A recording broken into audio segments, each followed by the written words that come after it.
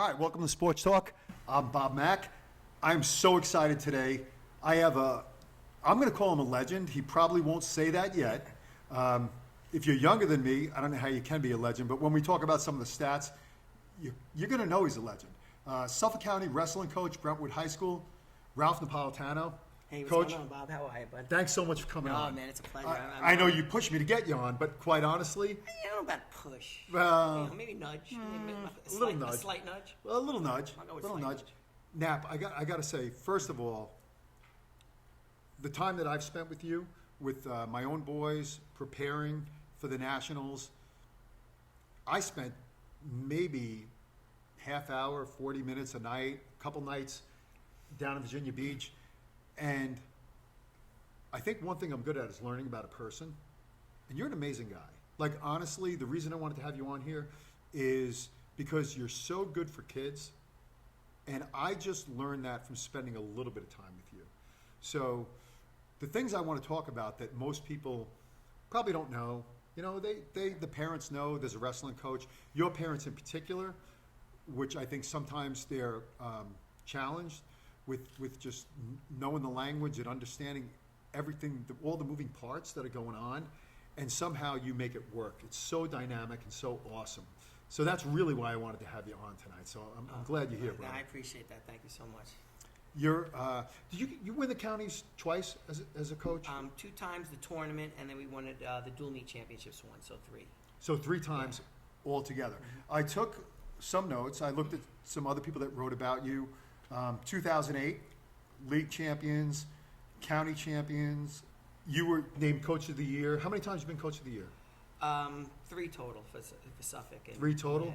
Yeah. And the Officials Association? Officials Associated, I believe, twice, and then league coach a whole bunch of times. You know, that's been. Yeah, a whole bunch of times. Yeah, whatever. It just kind of happens naturally. But that's not really what's important. You know, like it's an amazing honor, and I love. You know, it's really nice, and it's validation for my kids and my wife. You know, since I don't see them for 4 months, it's validation that this is why Daddy's not home. Pretty much, but you know. You talk about the 2008 year, and that was just an incredible bunch of guys, and we like grew up together. You know, that was only like my, I think my 4th year as a head coach, or 4th or 5th year, and it's like we grew up together with those bunch of kids, and it was year, such a great feeling at the end. 3 All-State guys? Yes. I mean, that's pretty amazing. We had 4 county champs and wow. 3 All-State. 3 All-State. It was it's a magical amazing. year. Yeah, it was just everything worked. It was perfect. It was really, really awesome. Brentwood is really, you know, one of those foundation programs when you look back at the history of Suffolk County wrestling. Coach Campo. Yep, he was my coach. He was your coach. Yeah, his last year was 1985, and that was the year I graduated high school. So I was just lucky enough to be around him. And it's funny that I really didn't, you know, I always knew he was great and he was revered by the wrestling community. But until I started getting into coaching, 10 years later, that's when that's when his lessons and everything that, he proclaimed really hit home. So I think kind of what you're saying is that you were wrestling. You're a kid, you're wrestling for Coach Campo, you're learning how to wrestle.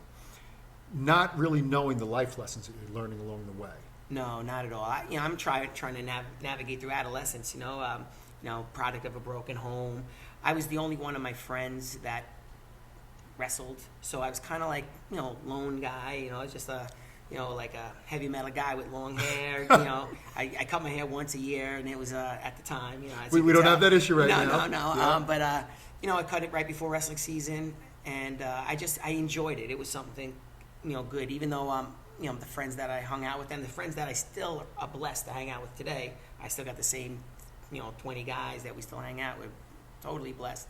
But, so it was hard, to be there, because I kind of felt like an outsider, but I'm so glad that I stuck it out and obviously was, reaped the rewards of being around Coach Campo. What are the lessons, like if you said there's 3 or 4 things you learned from Coach Campo? You know what, the most important thing for me, and and there's hundreds of men out there that could probably tell you their own specific, proud to be from your community. he was such a proud man, and he held the wrestlers in high standard. You had to you had to carry yourself a certain way to be a Brentwood wrestler, and that's what I learned, and that's what I try to, put onto our kids today. I always say, chest out, heads high, proud to be from Brentwood. I say it at least 3-4 times a practice, and now all I gotta do is say heads up high, and they'll say proud to be from Brentwood. So, one of your coaches, Jerry Goodfellow. Yes. So Jerry Goodfellow was my college coach. And I don't know if he recruited me or he just, I was thrown on his lap and he promised somebody he'd let me be on the team. Well, he hit his head early in life, Yeah. so that might have been one. I'm pretty sure that's probably what that was. But we had a little dialogue on social media today. And he kind of said to me, he was excited that I was interviewing you. I let him know that we were doing this interview. Proud, I'm such a proud wrestler and proud to be in the community and talking to my old college coach. And he said to me, the wrestling part that Nappy does is the easy part.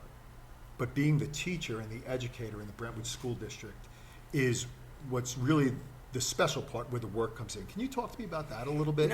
I always had, amazing, large amounts of respect for Jerry Goodfellow. When I came back and, into teaching and coaching, he was over doing his thing at Hop Hog, Guidance counselor, creating right? something, great over there. But he was always, one of our Brentwood legends.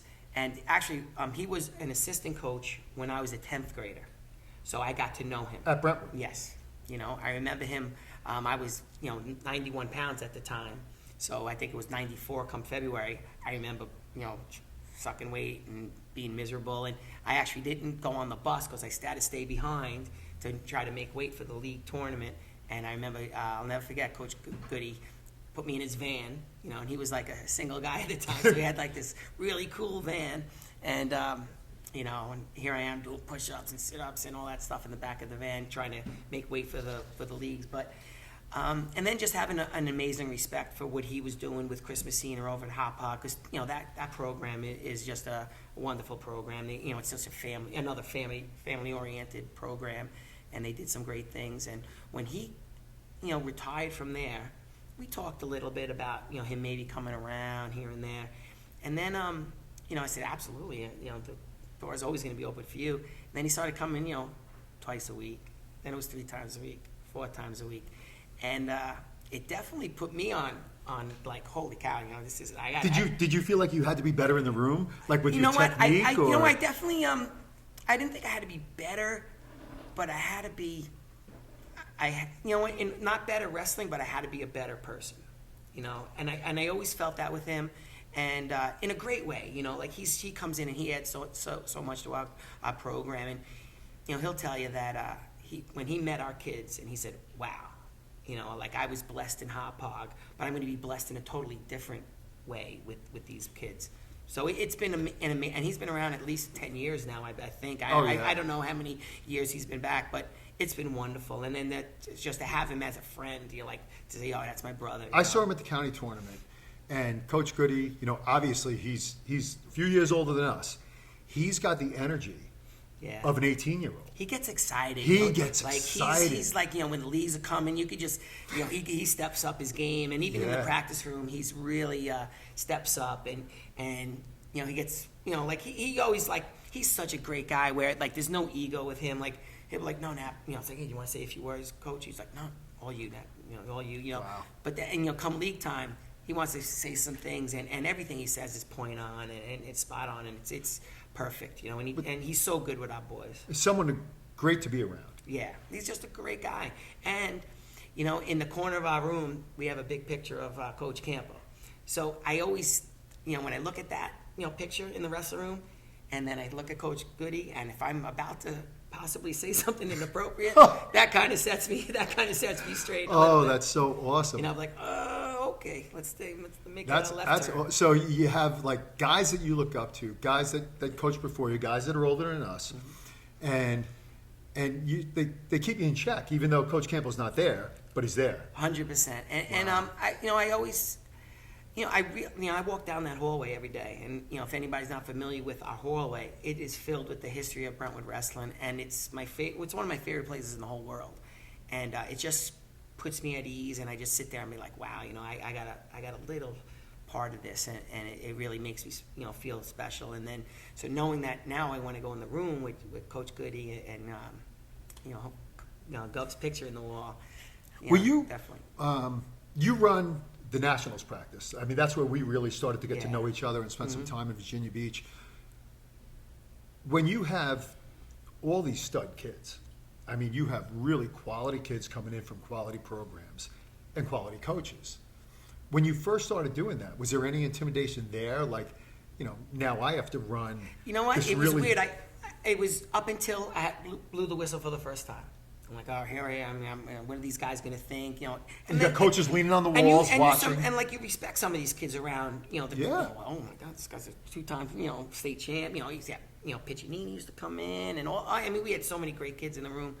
But as soon as the only thing I ever asked, I never took a dime, a penny. I wouldn't. Parents tried to pay me. I said, no.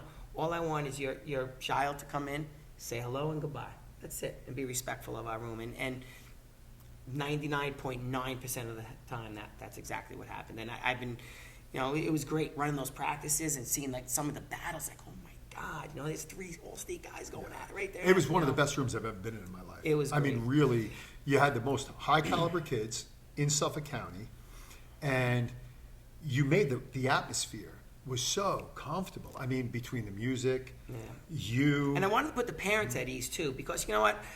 I don't see it, but there are, the Brentwood, stigma, the stereotype, whatever you want to call it. So I wanted to make sure that the parents knew that, hey, listen, I'm bringing my kid into this environment. It's going to be all about wrestling. It's going to be positive. The music's going to be cranking. They're going to be moving the whole time, and they're not going to have to worry about anything. And that was important to me for the parents to say, wow, that was pretty cool. I'm going to come back tomorrow. Talk to me a little bit about that, the stigma. So my boys wrestled at West Hampton. I was the AD at Bellport. You're the wrestling coach at Brentwood. 3 totally different cultures. Jokingly, I might have said to you, like, did you learn Spanish? Can you speak Spanish? Because you have a really high Spanish population. And by the way, the most amazing kids in the world. Yeah. My boys were always friends with the Brentwood wrestlers. And I think that was going to the Nationals and spending time together. But again, that's also feeling comfortable knowing, say, hey, man, those guys are great guys too. Like, I banged heads with them. They're always respectful. They're tough on the mat, but they're respectful off the mat. I mean, and that's what it's all about. And that's why, our sport is the greatest sport in the world. It doesn't matter, 100%. Size, color, ethnicity. It doesn't matter as long as you're a good person. Gavin loved Wenchard, and he almost got him. He's a hard guy. Almost got him once at Half Hollow Hills. Well, he was very sick that day. I don't know if Bass would agree with that. Yeah, but I think he might have had polio for that day. yeah, polio for the day. Then he got healthy, and he won the counties. Yeah. And, But we were nervous. Yeah. Absolutely. No, your boys look so good. But Gavin truly enjoyed every friend he had from Brentwood. Liam enjoyed like the guys that traveled with you. And even Coach Bass's 2 boys, we had a great relationship as well. Yeah. Too bad him himself. But listen, but you know what? That's learning discipline and tolerance. 100%. You teach your kids to learn. That, yeah, it is what it is. He's right over there. That's why we're messing with Oh him. yeah, he's off the camera, bro. But he's here. We got to give him a little shout But out. now, talk to me a little bit about. I don't know if every coach could do what you did. No, first of all, let me say this. I hold Bobby Panariello in high regard. Running Suffolk County Wrestling. He stopped running it probably 8 years ago when DiVincenzo took over, and he's still involved. Like he's an icon of the sport. And you took over after Bobby, and I think for a long time, it was Bobby's program that Nappy took over. It was Bobby's program that Nappy took over. And all of a sudden, you start looking in the record books, and you're like, Nappy. And correct me if I'm wrong, because I don't know if everything's updated, but you're 6th on the all-time winningest coach in Suffolk County. It was 335 wins that I looked at, and I looked at it today, but I don't know if it's updated. No, that's right. Like, you are truly in a magical, amazing spot. And historic, like, just because you're my friend, I don't even think of it that way. And I started looking at it, and I'm like, this guy has done some amazing, amazing things. Do you sit back and digest that? And listen, I know you're in the Suffolk County Hall of Fame, and well-deserved, and you just, I don't want to be insulting in saying it, but I was taken back. Like, I feel like, I guess because we're getting older, you started yesterday. It's been 20 years. Yeah, 20 years. And you're almost at the top of the list with Lou Gianni and some of these guys. Yeah, I mean, that's great. I do have to admit that I never really thought about things like that until, when you start seeing like the light at the end of the tunnel. And it's been 30 years. I'm 31 years. June will be 31 years, 4 months in the New York State retirement system. I could go at any time after June. I'd like to go, another 2 years and possibly maybe just coach. I don't know. It's going to be a year-to-year basis. But when it comes to Bob Panarello, not that many people know that the first class that I ever taught professionally, 2 great things, made me think that this is the exact spot I should be in. I'm in anticipation in the hallway. I'm at Twin Pines Elementary School, and I'm teaching a first grade class. I see the class coming down the hall, and it's Mrs. McAfee's class, right? I'll never forget this. And I look back, and there's Mrs. McAfee. But you know what? Mrs. McAfee was Miss Franzone when I had her in first grade.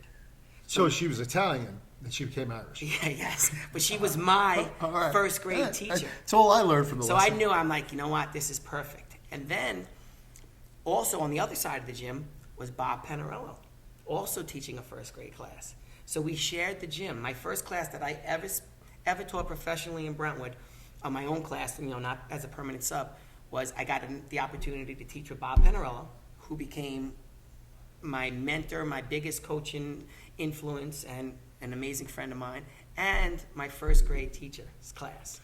And she was in her twilight, kind of like what I am now. So I was like, this is going to be a great career. That was like and Bobby and I hit it off from the get-go. We had a lot of things in common. Well, you were talking off camera tonight about your ride here and your mom and some things that kind of magically happened, which probably says we should do this interview. Yeah, right? yeah, 100%. Because it was so cool. And you kind of telling me the same thing about Bobby. Like, it happened for a reason. You know what? Looking back, absolutely. At the time, 25 years old, thinking I met this other cool little guy, because he's cool little an inch guy. bigger than me, and it was just great. I mean, we just got along, and then I wasn't married to my wife at the time, but we were dating, and then my wife Maureen and his wife Ro, they got to be great friends, and we'd spent all the time together. We'd watch Sunday football together, and we had a lot. He was in my wedding party. Both of them were in our wedding party, and it was wonderful. And there is, you mentioned 335 wins. There is not one of them without me knowing Bob Panarello. Wow. He is the reason. So there's a lot for Bobby. We give it up to 100%. Bob Panarello tonight. He is the reason why I'm sitting there talking to my friend Bob McIntyre today. Awesome. Yep, at Awesome. 100%. I will always give him that credit. And that. Nice shout out to Bobby Panarello, who 100%. we all love in Suffolk County Wrestling. Yep. Let's turn the page a little bit. I have a few things I wrote down to talk about with you. One, Kevin O'Reilly. So Kevin, you're AD, Yeah. right? I sent him a little message today. I told him we were doing this interview, and I asked him why Nappy? Why was he the guy for the job? I mean, again, Campo, Bobby Panarello, some just amazing human beings, and it turns out that Kevin had some pretty good insight, because you're a pretty amazing human being yourself and what you've done. But Kevin said to me that in your interview, you presented a plan to move forward with the program, a family atmosphere. You were a homegrown guy, and he just felt, while there were other great candidates for the job, Bobby had a great staff, and Bobby felt pretty positive about all the guys that were working with him. Yep. And Kevin just said, you know what? Everything that Ralph's put in front of me and everything he's represented since he's been here and what he's shown me on paper, he's the guy for the job. And then he texted me probably a half hour later, and he said, you think I was right? LOL. And I obviously hit him back with like a hell yeah. Talk to me a little bit about that. I mean, I was one of Bobby's assistants for 10 years. and I would have been Bobby's assistant for 20 years, 30 years, 40 years, as long as he wanted me as part of his program. When Coach Campo was the head coach at Brentwood for his 20 years, he had Warren Walker at South Middle School, or South Junior High at the time. And Warren Walker produced amazing guys from that South Junior High wrestling program. And my goal in my heart, and I probably didn't tell anybody this, maybe Bob down the road, but I said, I want to be his Warren Walker. Not that I would ever put myself in Warren Walker, because he was a legend as well, but I said, if I could... As well as you, or as well as Bob? No, as well as Warren Walker, as Bob. But that was my goal, and I wanted to make the best teams. And the year that, when we first broke through, and it was so much fun. I mean, we had, it was myself, Tom Barton, Mike Newell, and Bob, and we were all four of us were so young, and we had so much fun together. But we were just knocking on the door. And at the time, League One was ridiculous. You had Longwood, Sachem, and Patchogue. No, who are the guys again? It was Bob, Mike Newell, Tom Barton, and me. So you had four guys in the room all the time? Yeah. How's that, Bass? 4 guys in the room all the time, right? As opposed to like 1.5, maybe 2? Well, I'm small, so Talking to the off-camera guy. I could have been a half, and it was just so good because we were working hard, and we were seeing we were seeing the progress of the program and how it was going with Bobby's leadership and stuff. So it was great. And then one year, I don't remember the order, but one year we didn't break through, but we might have beat like a Patchogue maybe. Craig Kelsky's team, who's another amazing coach. Then the next year we might have beat Patchogue and Sachem. Then the final year that we actually won I think it might have been like 97. Was that like Jimenez time?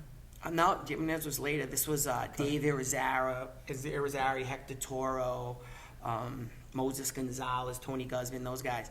And when we won the league, like I think it might have been 9 or 10 guys out of the 15 weight classes were from North Middle School. Really? So and I felt that was like the first time I said, you know what, maybe I am doing a good job, because that was validation as saying, I wanted to be that, Bobby's Warren Walker. So let me touch on that. Why were you doing a good job? Was it because you taught a great single? Was it because you taught a great double? Why was it that you now know you saw wrestlers that were successful, but what today, if you looked at it, what made you know that you were doing a good job? Well, you saw the results. I saw the kids that came from North Middle at the time stay in the program.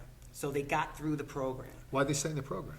I hope when I look, as I look back on things, I hope that I provided them with the foundation, a solid enough foundation, so they can stay with the program and deal with adversity.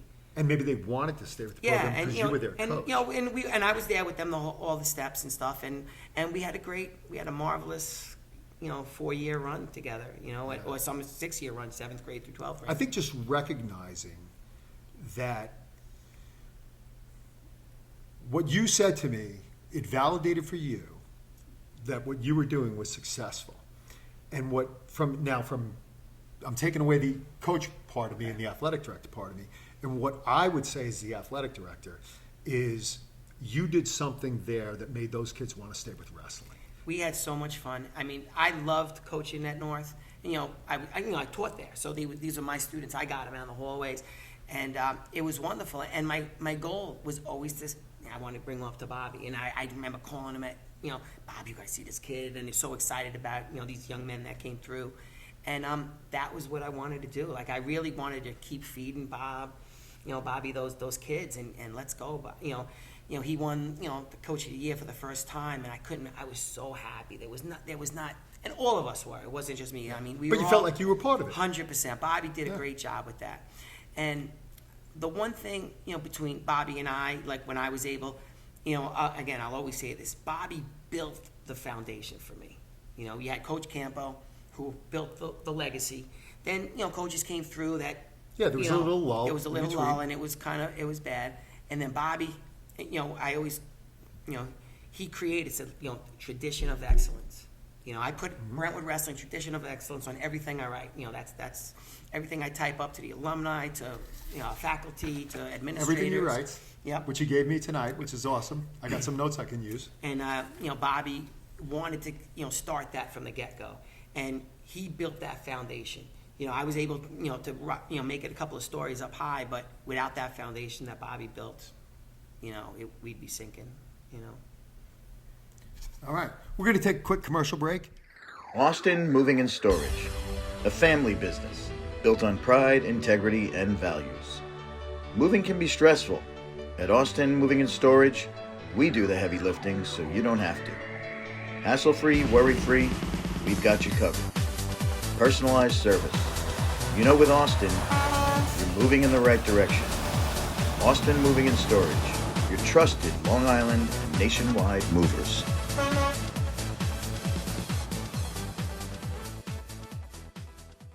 And I'm back with Coach Nappy from Brentwood High School.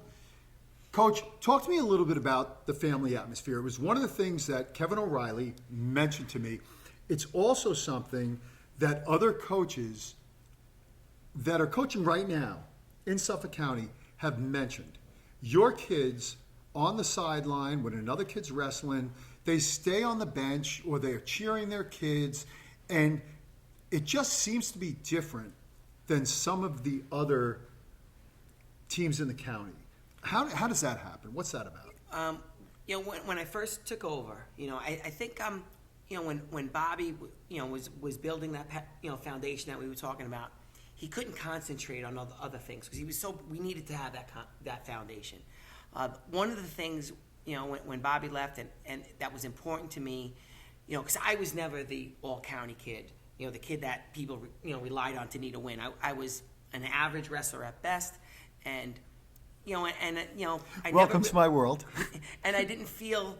I never felt like I was part of the team. I was part of the team, but not part of the team. So one of my major goals, when I took over, I said I wanted every single person that laid it out on the line day in and day out at practice to feel special. Say, I always say champions come in pairs. And, all right, we have this guy's going to be all county, but who's his partner? Is his partner that guy? And that's, who's he making great with him? That's important. So I always would make a big deal out of those guys. The other guys are going to, when they get their hand raised all the time, they're going to get the accolades, naturally. But the other guys that are battling, that are in that room day in and day out, they're the backbone of our team. And I always wanted those guys to feel important. So my goal was to make a family. It was really very important to me because I was that guy. I wasn't that all-county guy. I wasn't that guy that was getting his hand raised all the time. So I was like, you know what? The guy in the corner of the room, I want him to feel special. The kids that stick around for the county practices when there's only, 10, 11 kids left in the room, those kids, those JV guys that are still working out, trying to get our guys better for the counties, those are the guys. I make them stand up, and we applaud them every day that they're there, and I think that's very important. I think, I spoke a lot at some of the football breakfasts at Bellport. It's kind of a big tradition where they have a breakfast before every game, and they have a guest speaker.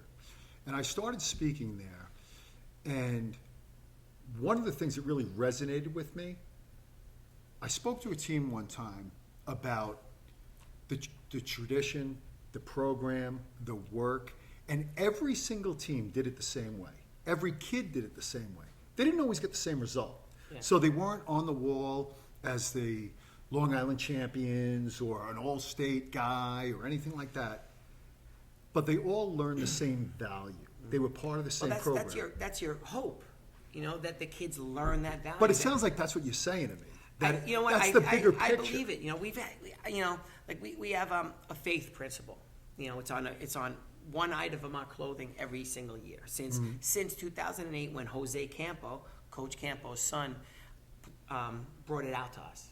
We wrestled Sachem that night that we had Coach Campo back, and at the end of the night, Jose Campo said, "Hey, Coach Knapp, can I speak to the kids?" I'm like, "Absolutely," and he imparted his faith principle on our team that year in 2008, and I totally stole it. I stole his faith principle, and and I adapted it into our own and how to make it into our, our team and our team atmosphere. And it took me, even though I was trying to, put it on the kids, it took me 2 or 3 years after that to kind of like put it into my own life. And since I have imparted, the faith principle for myself, I tell you, man, I'm a better husband, a better dad, a better coach, a better teacher, and it's very, very important. So we always talk about faith with wrestling, and just so it's not distracting to the audience, I'm looking at the book that you gave me, and faith is in there. 100%. I always want to reinforce that it's always either on the shorts or on the back of a shirt, and in a nutshell, basically, the faith principle is family. It's an acronym, family, and a lot of our kids, when they go home, they leave us, and a lot of coaches don't understand sometimes when our athletes leave us, they might not leave us and go to a positive place. So I try to, and we try to in Brentwood say, like, we're going to try to make this a family atmosphere. So the F in faith stands for family. The A is appreciate.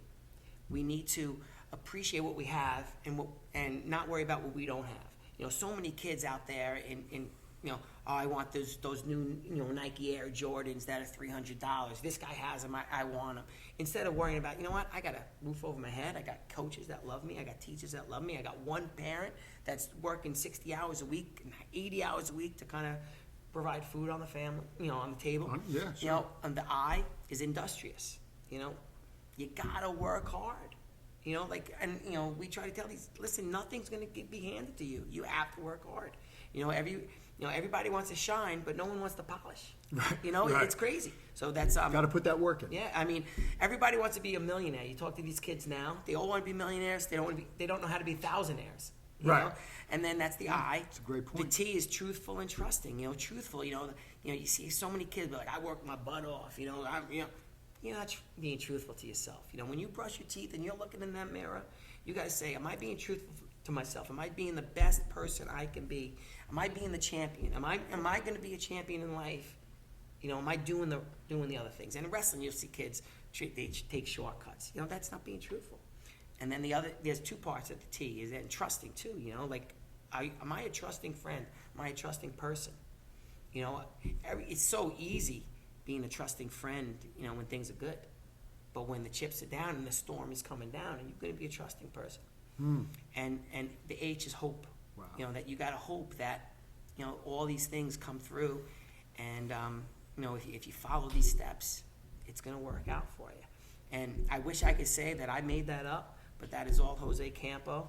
And I've adapted in my own personality, but Jose Campo was the guy that introduced that to us in Brentwood Wrestling in 2008, and it's been a huge part of our program. And I've adapted it into my own life, and it's been a huge part Sounds of my like life.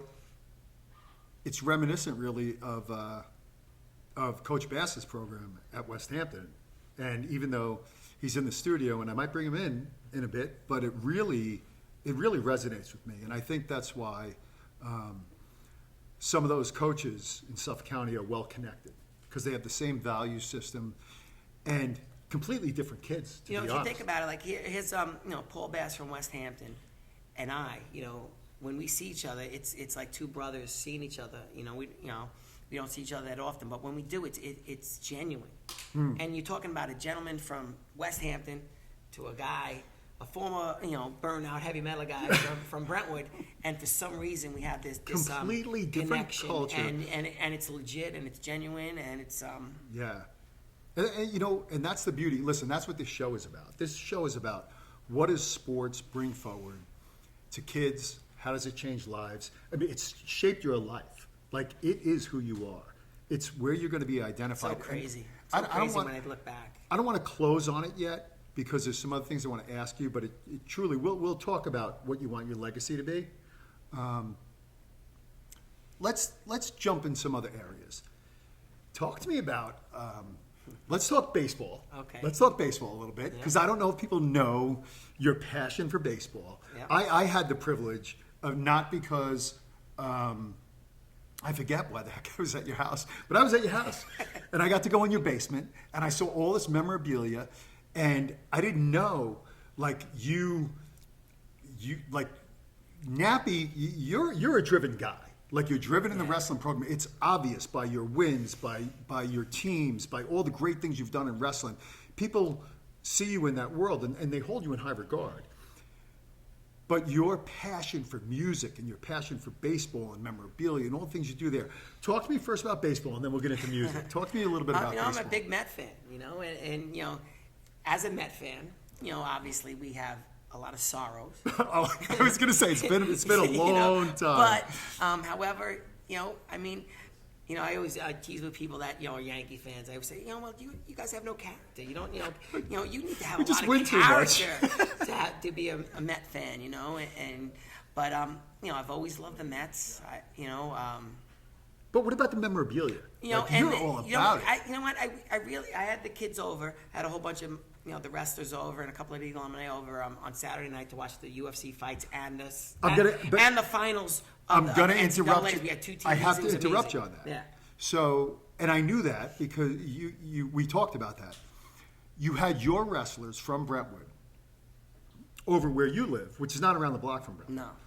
The kids took a little bit of a ride, and they're watching the national championships for the NCAAs, which, by the way, I'm 50. This year was something the most incredible year of all time. Best national championship that I've ever seen, and ESPN's finally getting it right by getting it on TV all the time because it's amazing. That's one of our traditions. I always have the kids over for the finals. You have the kids over there for the finals, and it connects them with wrestling at a higher level. Yeah. And then you had. And this year was special because UFC was on. So UFC was on at 5:00. Gavin and I were watching UFC so I had on the big before screen, we watched the NCAA. I had the UFC on, and then I had a small TV, with when wrestling started at 7. As soon as the UFC was over, we switched on the big screen. We put the rest of the finals on. Then I put the Ranger game. So Saturday was like an incredible Sports Unlimited. Saturday was incredible, and we had about 12 kids over the house and but alumni. Let's talk about that for a second, because that. Like, not every coach does that. Not every coach has that relationship. Not every family, and I in my notes, I wanted to talk a little bit about your family, but not every family is okay with, oh, by the way, I'm having the team over. Mm-hmm. Like, that's special. Like, that is huge. You know what? It's really, I got to credit my wife, Maureen. I mean, she's, Yeah. We all have, all the coaches, like you, any successful coach needs to have a support system, and they need to have their wives and their children believing in their process and what they want to do, so you could do it your job. If I was getting blowback and pushbacks from my children and my wife, it wouldn't be that good. I couldn't have done it this long. Right. And I say that for all of our brethren, our coaches that have been doing it for many, many years. So my wife Maureen. She stays upstairs. She's not like she's hanging out with us, but she stays upstairs. But she understands. She's like, and my kids, and now my kids, come down and they watch the UFC. Every UFC fight I get it every once a month I get it, and the kids come over. So I have the kids over the house for the UFC, and it's great. And now my son, the other day he's like, "Yo, Dad, I really like that Elmer guy." And Elmer's was a heavyweight this year. He was second in the county and went up to the States. And, now my son is like, man, I want Elmer to come over. And, so it's a lot of, it's extending the family. It's awesome, yeah. And again, it's great. And in a weird way, like, I want our wrestlers to see the way I speak to my wife. Mm-hmm. I want them to see that, they're over and I'm emptying the dishwasher. Just little stupid things like that not stupid things, but things that we take for granted.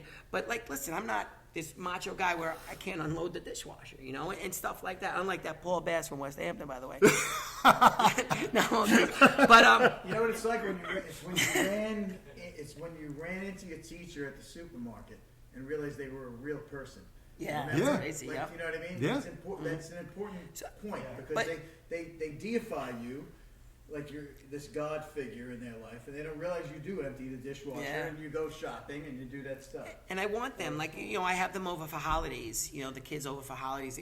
I spend Christmas Eve, and, it's been a tradition. We have, 10, sometimes 20 kids and families. I invite the parents too. Wow. To come over for Christmas Eve, and it's been wonderful. And then we play board games. I mean, it's a lot of fun. But I want them to see how I interact with my kids, what's important, and how I speak to my wife. And I think, you know, and again, you know, it's not just about wrestling. It's about, you know, I don't know, and you know, I don't want to assume anything negative or anything, but maybe they're in a situation where there's no dad, or the dad doesn't, you know, speak to the parents that, you know, their wife that way, whatever the case may be. But I want them to understand that, you know, you can still be a macho guy, a wrestling coach, but you can still unload the dishwasher, give your wife a hug after dinner, and, you know, clean up the table when dinner's over. Again, teaching boys to be men. I interviewed Joseph from Bellport. He's the winningest coach in Suffolk County history and all that great stuff. But what really came out of his interview was sort of the same thing.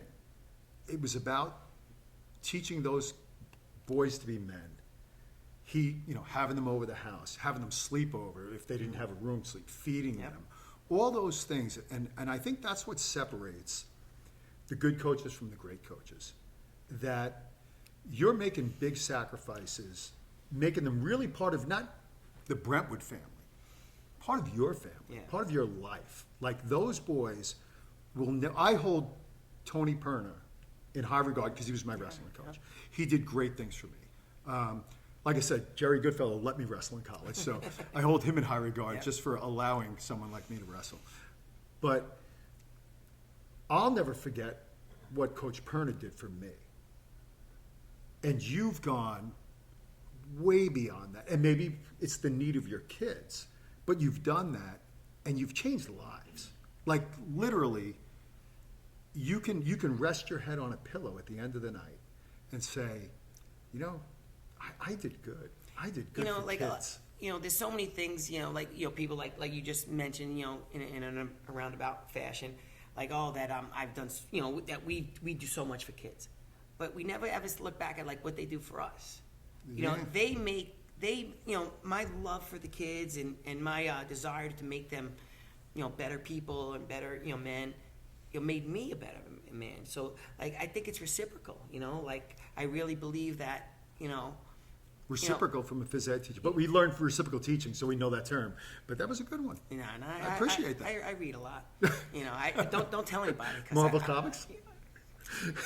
I do have a lot of comic books, however. With my collections. But I really think that, you know, if you want to run a program, if you want to be successful, you have to, you know, like, it's kind of like, you know, you plant the seed, you can't be excited about the seed. You got to wait. You know, you can't be excited about the root. You got to see the fruit. You got to watch it grow. You know, you got to watch it, you know. So, and I think that's important, you know, and I think a lot of young coaches now, they don't get that. You know, you have to invest in the seed, you know, invest in the root, and then you're going to see the you know, fruits of your labor. Yeah, I mean, you're going to see it. You're going to see the success. Let's go. Let's talk a little bit about music before we end this, because you are so. I don't know where you want to start it. I will tell you, it was Nationals practice. You were playing some Shine Down, and somebody sent me a video of Shine Down in my house, and it was young Shine Down singing Simple Man.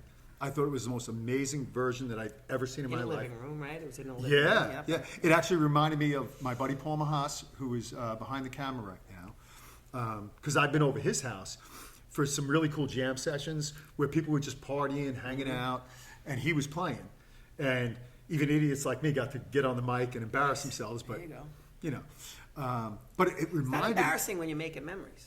No. They were great memories for me and great jokes for other people. Memories. That's okay. But that video, it stood out to me, and I said, who is this guy? And then I was in the room for Nationals practice, and you were playing all sorts of Shine Down music, and we started to bond and talk about music, and I found your love for music, and my life has been influenced sports and music.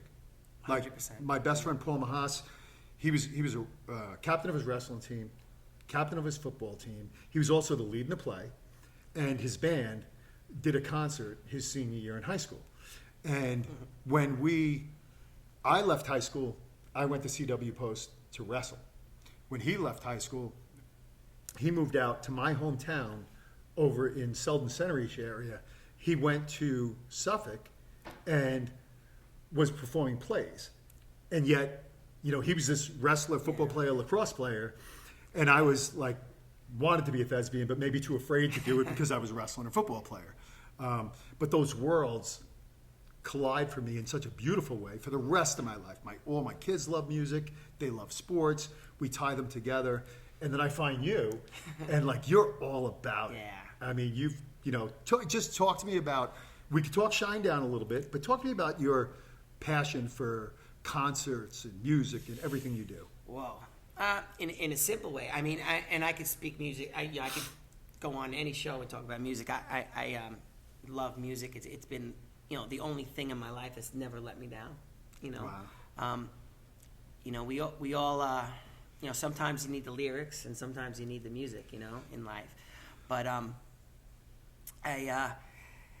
you know, I've been blessed with amazing friends, you know, since elementary school. And the one driving force that keeps us together is music and concerts. Really? And when we get together, one of the first things we talk about, you know, before we talk about families and what we're doing, hey, any music, like, oh, listen to this band, you know, you hear this guy, this new song, are you going to this show, you know, they're coming to Jones Beach, are we going, you know, we're going to get a tailgate, you know, that's always our first and foremost thing. But music, again, when I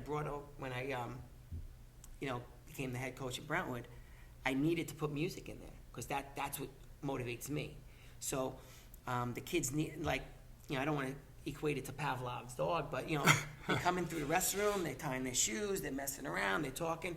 When they hear Kickstart My Heart or, you know, Let's Go Crazy by Prince, it depends on, you know, what day, they know they have to get up. I don't have to say a word. They get up and they start running. After that song, they're going to hear either Adrenaline by Shinedown, or they're going to hear I'm Alive by Shinedown. That means it's time to sprint. We had, when I was in high school. Always Simple Man is the third song. Well, we'll get back to that. Okay. Let me get back to that. Because when I was in high school, it was Ozzy.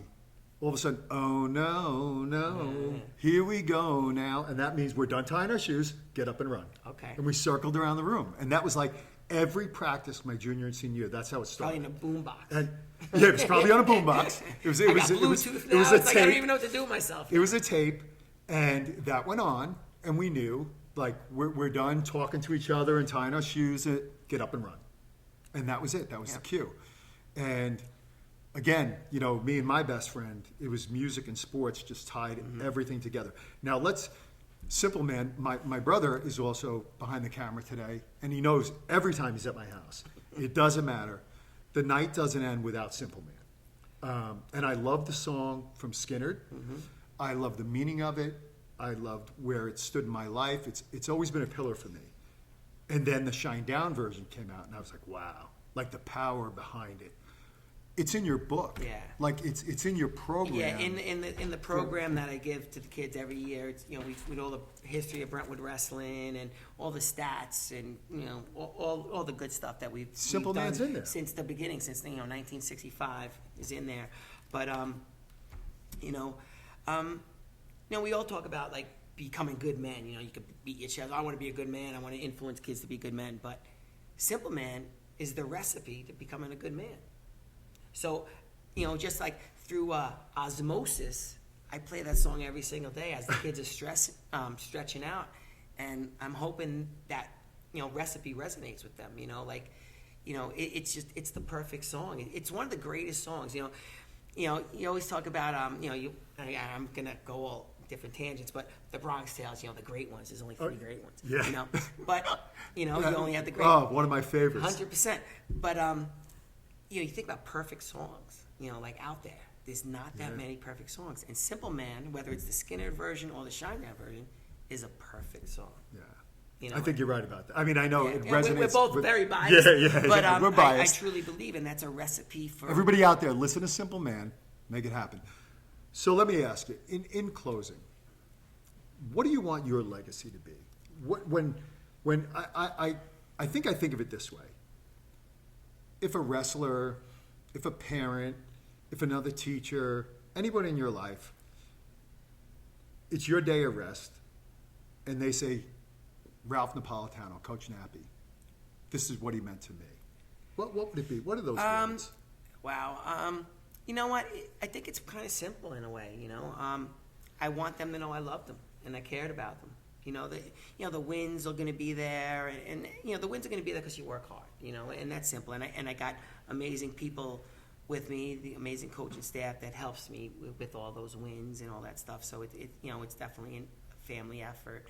But I want the kids to say, man, like when I first took over, I never wanted to be that coach. I always pictured this like sitting at in a bar at Cortland, and guys, oh, you're a wrestler. Oh, my coach was a jerk. I never, ever, ever wanted one of my kids to say my coach was a jerk. My coach didn't do the right thing. My coach, screwed me over. Whatever the case, that kids, might come out with that. I never wanted that, and I always want to hang my hat on saying, whether they won or lost, they knew I loved them, and that's the bottom line. I love it. That's how I feel. That's really. I didn't ask for that answer. That's the answer I wanted, because that's why you're on the show. Okay. Like, I knew that is Brentwood Wrestling. And I think in a whole, that is you as a human being. That's why God put you in that position to be the Brentwood Wrestling coach. I definitely feel blessed. I truly, I've had an amazing teaching career, and I've had an amazing coaching career. And I don't mean wins and losses. I just mean with experiences and relationships. And again, I'm going to bring up Jose Campo again. As I started becoming friends with Coach Campo, and we could call each other brothers now. It's amazing. He said, you know what, and he has a way of speaking. When he speaks, you just listen. It's amazing. He's such an amazing person. And he goes, Coach, now you're going to start seeing now the fruits of your labor. You're going to start. Kids are going to come coming back, and they're going to tell you what you meant to them. He goes, now this is the time, and it's true. It's happening. It's true, and it's just it's a blessing, and I'm so glad I had an opportunity in Brentwood, and it's my home school, and I've been a blessed little man, to A simple man. yeah. Amazing, brother. Thank you, brother. Hey, Absolutely. love having you on. Thank you for having me, man. And, no, this but was fun. Thank you for being part of Section 11 Wrestling, and for loving those kids at Brentwood. Listen, this is Sports Talk with Coach Mack. This is what it's all about. Guys like Nappy. Thanks for having us tonight. Thank you for listening.